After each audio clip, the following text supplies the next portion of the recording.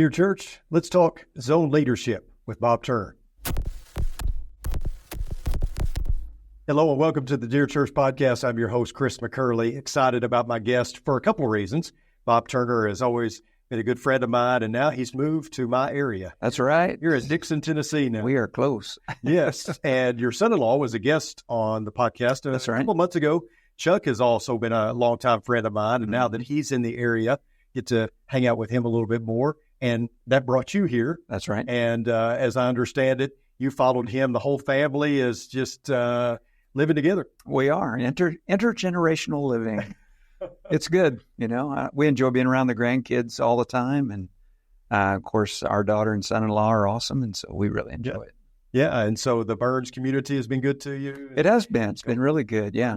We love the area. Church. Yeah. Love the area. It's been really nice. Yeah. So came from Virginia Beach. We did. Been there for a little while. And before that, we're in Louisiana and the Bear Valley. And so those who don't know your story completely, you now work with Sunset. That's remotely. Right. And talk a little bit about the SALT leadership. The Sunset Academy of Leadership Training, or SALT, started back probably in about 2018 or so. And in 2019 was when I made a trip out to the Vision Workshop. And the intent was to kind of let people know about what I was doing. Yeah. I'd started a company called the Leadership Project, wanted to help churches with leadership and leadership development. And so anyway, during the course of that, I met, at the time, the president was Truett Adair, and I met with him and talked with Chris Swinford a little bit. And they had asked me if I'd heard of SALT, and I hadn't at the time. And so they told me a little bit about it. And a couple of weeks later, we were at the Freed Hardeman lectureship, and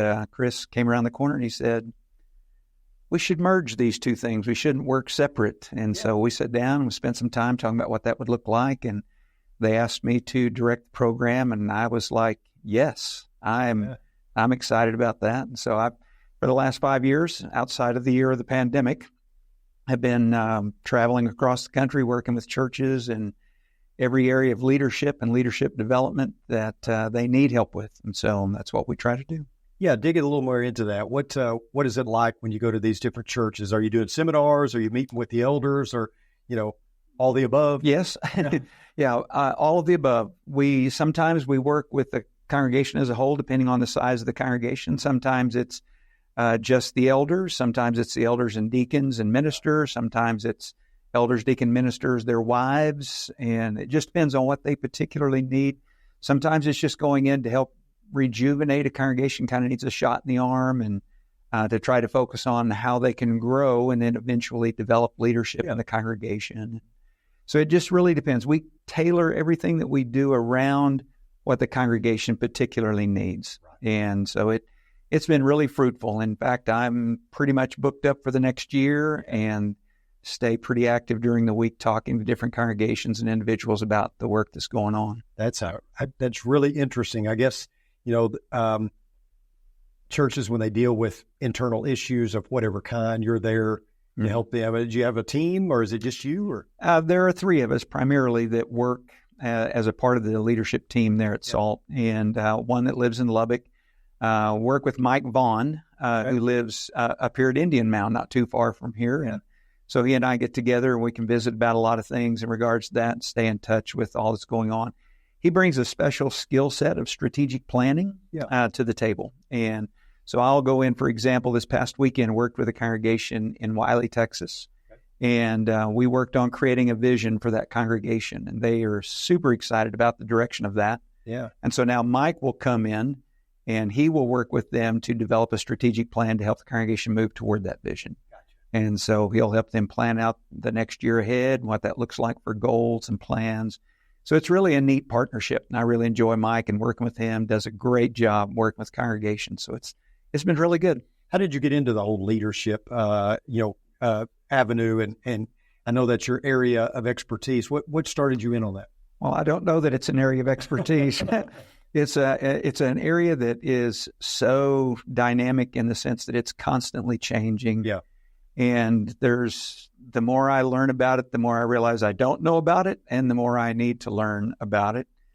But it really started back in the early 90s. I took a class at Bear Valley on leadership, and the instructor was Dick Brandt, and he kind of lit a fire for me that I thought we need to learn more about this in the church. And so over the years, I've just been reading a lot of different material. I ended up going back to school at about the age of 50 and started working on a master's degree in global leadership.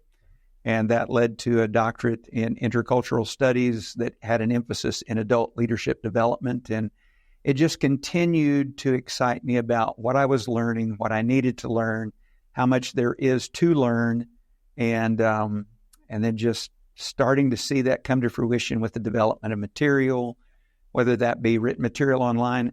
I would suggest folks who are listening to go to the website. It's salt.sunset.bible. Okay. And when they go there, they'll find all kinds of resources, the primary of which there's a link called Salt Lessons. Okay. And we have about 120 different lessons that are designed for a Bible class format that deal with every aspect of leadership, from leadership in the home to transformational leadership, disciple-making leaders.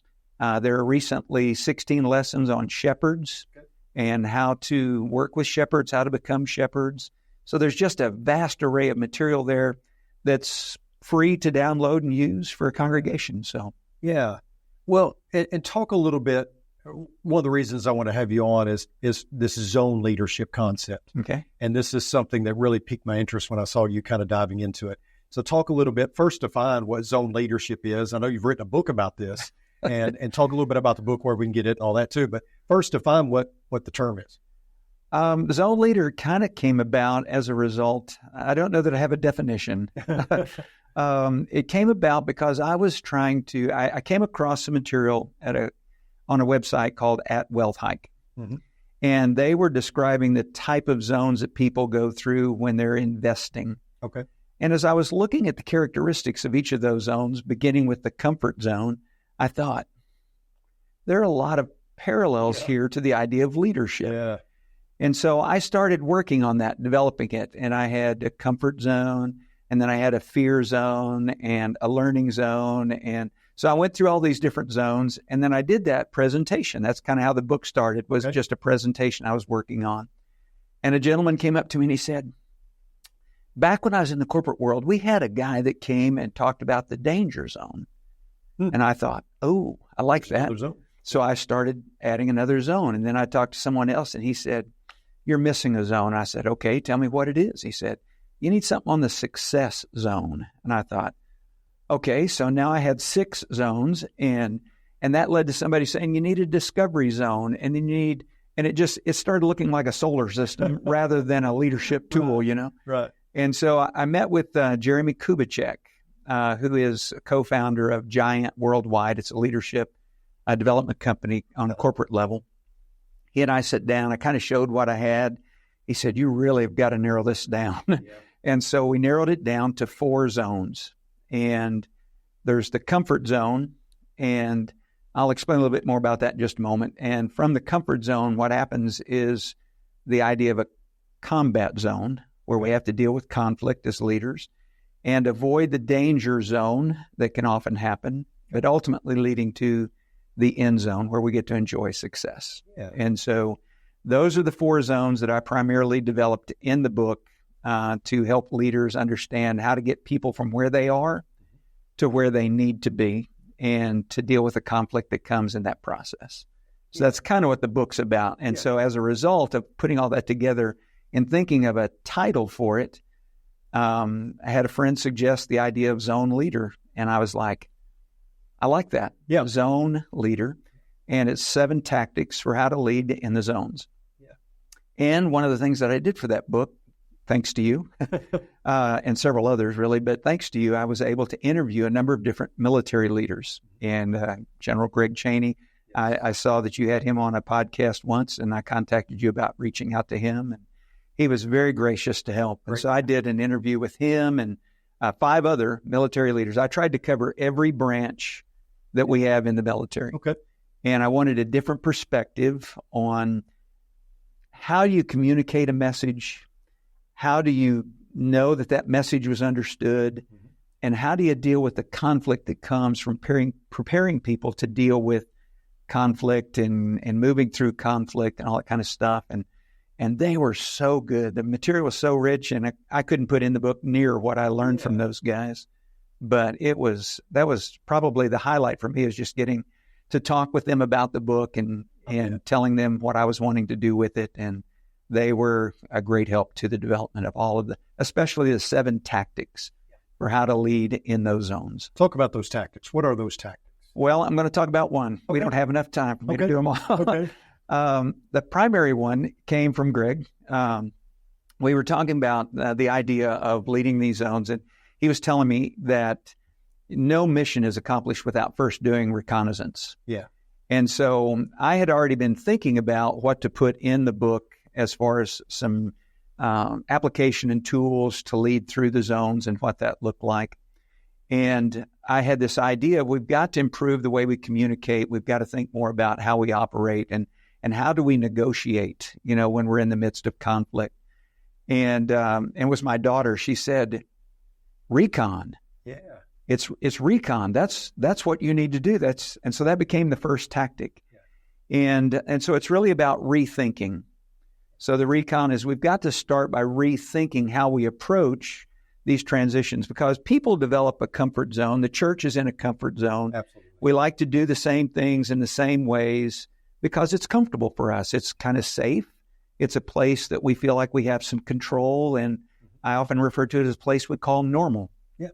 And during the pandemic, I'll never forget, as we were coming out of that, people were saying, I just want things to go back to normal. Yeah. Well, it was because that was comfortable. Yeah. And so everybody wanted that. Well, the only way to get people out of their comfort zone is you have to introduce some kind of change. Mm-hmm. And when you introduce change, it creates resistance. People are resistant to it. It creates conflict. And so I really kind of dive into the idea of 2 types of change. You can have forced change, or you can have initiated change. Forced change comes about when people are not expecting it. They're not prepared for it. For example, the pandemic was a great example of the idea of we were forced to make changes we weren't ready for. We weren't prepared for what was happening. We weren't expecting it. And so people were very resistant, especially in the church. We were very resistant to changing the way that we gave, changing the way we observed the Lord's Supper, changing all those things. And so it was like, we didn't like it. Well, what happens is that when people are forced to change, it creates a couple of major areas. One is fear. Mm-hmm. People are afraid of the unknown, uncertainty, there's instability. But the worst part is when people have that, they begin to lack trust in their leadership. Yeah, good point. And so they begin to question every decision they make. And, I talked to a lot of elders during that period of time, and the common thread was they were overwhelmed. They were worn out, and it was one of those deals to where every decision they made at best was 50% right. And so the danger zone is kind of what happens and can be the result of leaders who face, that forced conflict situation. And so they deal with the stress, the burnout, the fatigue, and ultimately they become what I refer to as sideline leaders. Okay. They don't lead from the front. Instead, they're more observing, spectator, and, well, how do you feel like we need to make that decision? Right. Trying to please everybody. And it just doesn't work. And it's a dangerous place to be. Yeah. But ultimately, the difference between forced change or conflict and initiated is that people are prepared for it and they are expecting it. Yeah. And the key difference is the word communication. Mm. It's how we communicate the change that's going to move us out of the comfort zone to where we need to be in the end zone. Yeah, I can't tell you how many shepherds I've talked to that say, we're just kind of lacking in our communication skills. I think that's it's common. Yeah, it's very common. And so for you to say that, I think every eldership would say, or most every eldership would say, yeah, I can see that. So have you presented these new tactics and zones, and is that part of your strategy? Depending on the congregation? Yeah. Depending on well received? It has been, especially when you think about communication, because I really go into a lot of detail with them about the difference between effective communication and communicating effectively. Yeah. And because effective communication deals with the means that we use to communicate, for example, texting, email, because we had this tendency that when we're trying to communicate change, we try to do it efficiently, or at least as efficiently as possible. Right. And so what we're going to do is we're going to do a mass mail out, or we're going to stand in the pulpit, we're going to make a big announcement. And the problem is people don't always hear things the same way. And so depending on the means that we use to communicate will determine whether it is effective or not. Mm-hmm. The other side of that coin is communicating effectively. And communicating effectively is about understanding. Because it's one thing for a person to hear it, but it's another if they understand it. Sure. And so that was one of the key things that I talked to these military leaders about is how do you know that someone understood the mission that you communicated to them? And almost without exception, all of them had some sort of a approach to a confirmation in which they would return. They would have the military leaders they were working with return to them the next day to repeat to them what they had been told the day before, to know that if there were gaps or whatever it was, they could correct it. Yeah. So that became a key part between the idea of effective communication and communicating effectively, and the need for us to rethink not only the means that we're using, but making sure that people understand it. And the only way that happens is one-on-one. Yeah, I've learned that what you said is very true, the resistance to change. And even if it's biblical, even if it's good and right and something that we need to do, I mean, some might even say, no, it is wrong. We can't do this, when nothing could be further from the truth. And so I'm sure it's hard to get leaders to make those decisions because of the flack that they're going to take, especially if it's a wholesale. I mean, I think about a decision we made here on Walnut Street to have connect groups on Sunday night. Right. We still offer a service at the building for those who don't want to participate, but have connect groups on Sunday night. That was a big change, from the norm and from tradition. Absolutely biblical, certainly biblical to meet in home. Sure. But yeah, it was difficult for some, and you understand that, right? And there's even the thought that, hey, if we make this change, what else is coming down the pike? Where do we go next? The slippery slope argument. That's right. And a lot of that is understandable. So when you're helping leaders navigate those kind of things, what are some of the things you're telling them as far as how to help people? I don't know if you'd say console or console people, or how to help them understand. Hey, we're not going to lead you down a bad path. We're just making changes that are necessary for us to grow, and we think they're going to help us. The key to me is sitting down with families one-on-one. Yeah. I always start off when I do a workshop and talking with people about those kinds of things is how do people respond to change? Uh-huh. I want to know how they respond to change. I want to know how they see people in the congregation respond to change, and talk about why people are resistant to it, and kind of lead them up to talking about the idea of forced and initiated change. But ultimately, it comes down to you have to give people, one, the opportunity to ask questions. Yeah. Because the only way you know if they understood it is if they're able to repeat back to you what they heard, or in some way that they're asking the questions to let you know, okay, they're not understanding what I'm saying. And so they ask, why are you making this change? Why are you making it now? Who's going to be involved? When is it going to happen? Yeah. How long is this going to last? What do you see as being the end result? Those kinds of things. And so if we could do that face-to-face with people and families, talking to them one-on-one, it really gives them that opportunity to ask questions. But I think more than anything, two things. One is it helps them feel valued. You cared enough to come and talk to me about this change to get my thoughts on it. But I think the part that elders often miss, and perhaps the most important piece, is it helps build a better relationship between them as shepherds and the sheep they're leading. Yeah. And so talking to them face to face really does make a big difference. Takes a little more time, but the outcome is far better. Very much worth it. Mm-hmm. When you're trying to move through these zones, a process like this, how long does that typically take to move from the 4 zones to out of comfort zone to end zone? Yeah. I mean, obviously it's not an overnight kind of thing. This is a process, right? Right. And do you find that sometimes they go back before they go forward? and that they get stuck in a zone, or that they like the Israelites are on the precipice of the promised land, but they don't quite make it to the end zone. I mean, what has been your Well, my experience has been, and I use this even as a part of the graphic that when I do a presentation, is depending upon the type of resistance, how great the resistance is, or the conflict that they're having to deal with, a couple of things happen.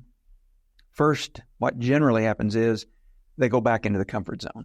It's just easier to go back to doing things the way that we've always done it. We don't want to deal with this conflict. We don't want the confrontation. This is just not a good time for us to deal, that kind of thing. And so they just go right back to doing things the way they've always done, which is the worst thing that can happen.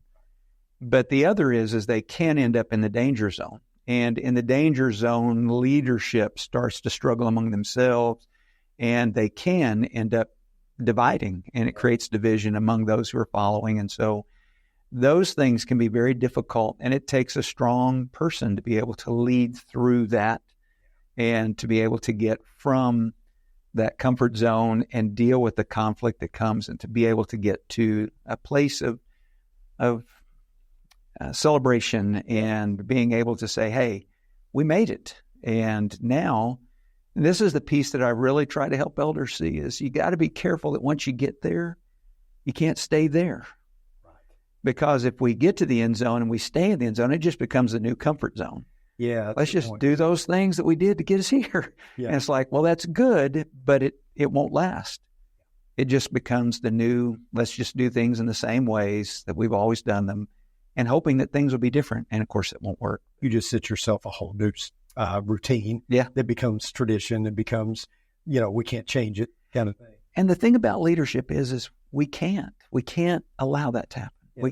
We have to constantly be learning. We have to constantly be working on, how do I improve my leadership? How do I stretch to grow? And how do I evaluate what's brought us to where we are? And to continue to keep this, as John Maxwell says, the law of the big mo. How do we keep that momentum moving so that we continue to grow and just help everyone in the congregation enjoy that growth that comes and the success from it? Yeah, I remember the discussions we had in meetings about these connect groups, on some call them life groups, small groups. Right. I remember our discussions about those. And, I remember saying something like, it could fall flat on its face. I mean, honestly, when you look at churches that have done small groups, many of them will tell you, we didn't do them very well. They weren't successful. You see that over and over again. And so I said, this could fall flat on its face. And one of the elders said, we won't know until we try it. and I thought, that's probably a key to leadership and good leadership, is I'm not afraid to fail. I'm not afraid to go back to the congregation and say, look, we tried something, didn't work. Some of y'all may have been able to say, I told you so, but we thought it was good at the time. It didn't work. So is that a big part of this too? That is a big part of it, because, the number one thing that I read about leadership is the necessity of failure. Yeah. Because the only way you really know how to grow and enjoy the success that comes with growth is when you experience failure. If you never experience failure, then you never really understand what real success looks like. Yeah. And so it's being able to work through those things. Is like you said, we tried this and it didn't work. And for a leader to have the confidence to be able to stand before a group of people and say, this didn't work.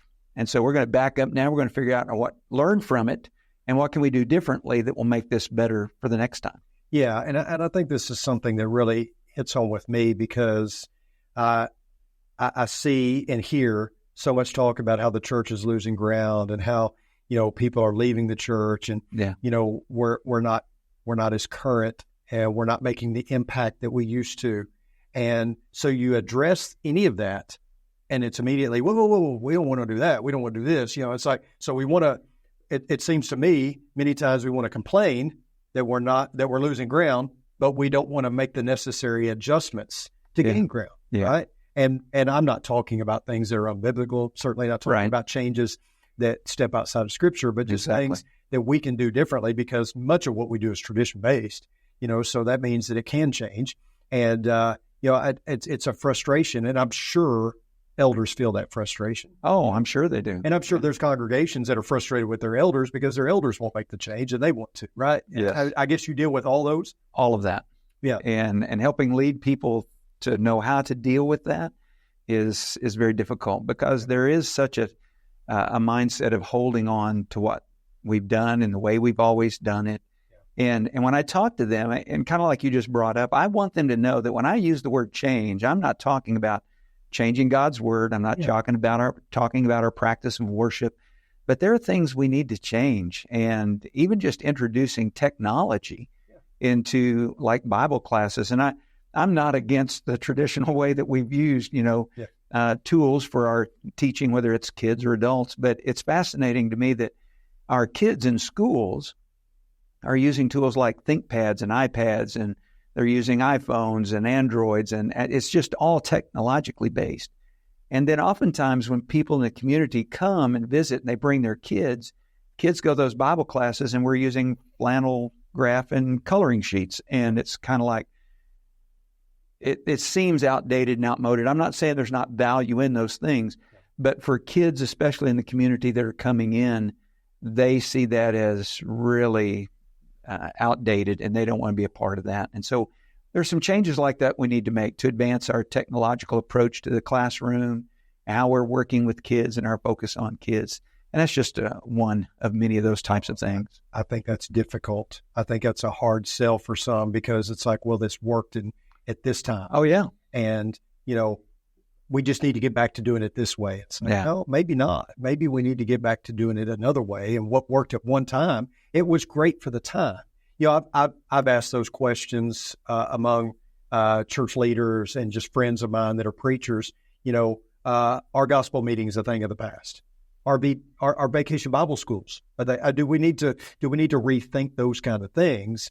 Maybe no doubt that they were great for a time. Mm-hmm. But they may not always be great. And it may be that we have to rethink them, redo them. Some churches are still doing gospel meetings. They get a great turnout, and it's fine for them. Sure. But not in every place. And even VBS, maybe we don't have to do away with it and try something different. Maybe we just need to tweak the way we do it, But, we get into this rut, and we just, like you said, it's expected and it's comfortable, and we just do it. And, Well, it's interesting you use the term rut.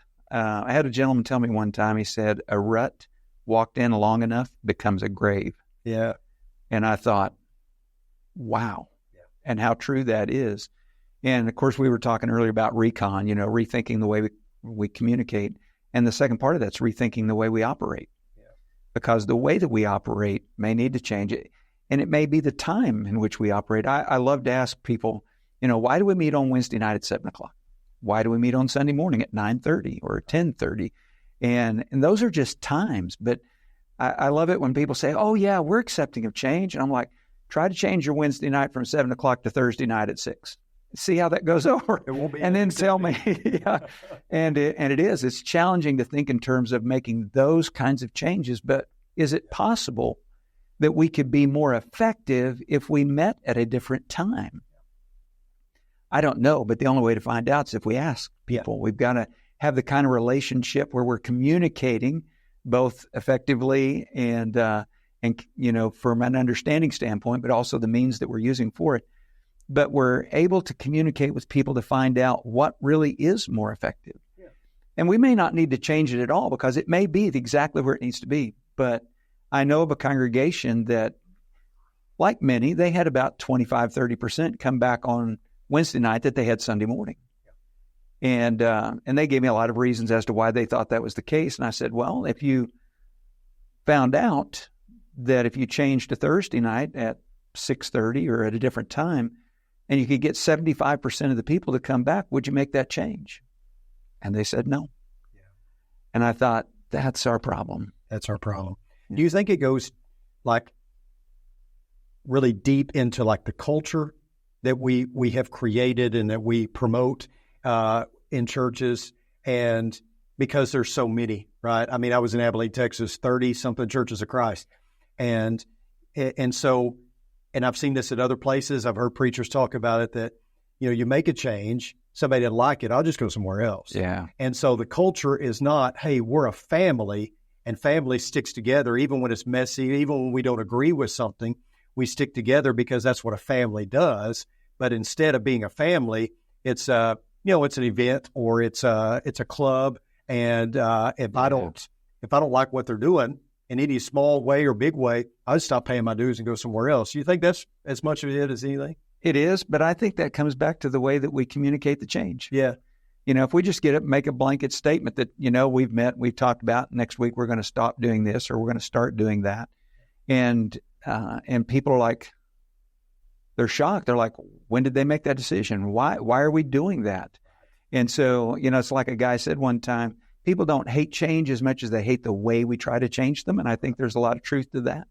But I think, and I agree with you about this whole family concept. We've kind of lost that when it comes to the church. But, I don't make decisions in my family that are going to affect my whole family without talking to them. Sure. And so why would we do that in the church? Why would we make a decision to make a change that's going to affect everybody without first sitting down talking to them and finding out where they are with this? I think we'd prevent a lot of people from thinking, well, I'll just go somewhere else. If they knew they were valued enough that somebody sat down and said, we've been thinking about this. I'd like to get your thoughts on it. Yeah. And I think even though people may not get their way, if they feel valued, they feel heard, they'll be accepting because they'll know that somebody at least cared enough to ask and listen to them. Good point.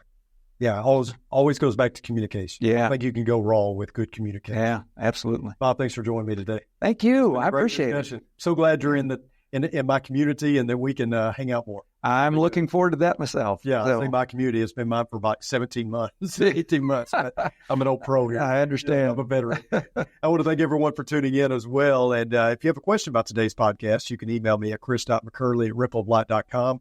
If you have a specific question for Bob, we'll forward it to him, and I'm sure he'd be willing to answer any question that you might have. If you'd like to know more about Bob and about the work that he's doing at SALT, you said salt.sunset.bible. That's it. Salt.sunset.bible. Okay, so if you have any questions about that, go to the website, check it out, and just thank you for tuning in. Until next time, may the Lord bless you and keep you. Sincerely, Chris.